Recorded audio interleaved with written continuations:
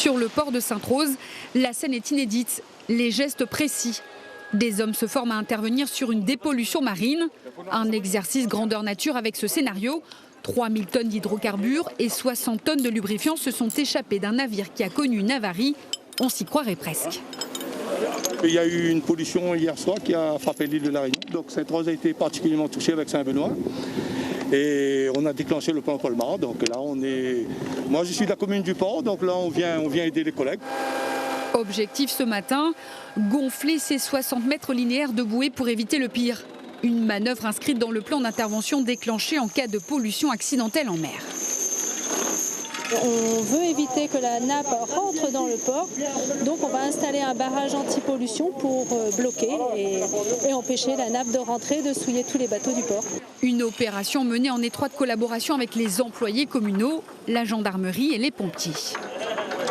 La garde nautique est intervenue principalement pour la sécurité du plan d'eau, donc sécuriser les personnels qui sont intervenus autour du plan d'eau, personnels communaux et les sapeurs-pompiers. Et on a donné en de ça un coup de main pour la mise en place du barrage. Sur place également, la direction mer Sud-Océan Indien, dépositaire du matériel de dépollution.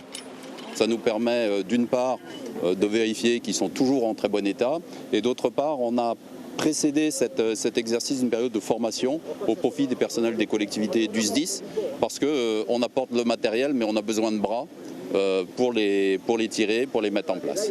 À La Réunion, avec plus de 500 navires qui font escale chaque année au grand port et plus encore qui transitent au large de l'île, le risque de pollution marine reste élevé.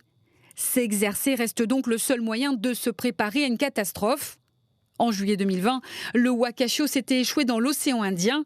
Le vraquier fissuré avait laissé s'échapper des hydrocarbures qui avaient fini par souiller les côtes de l'île Maurice.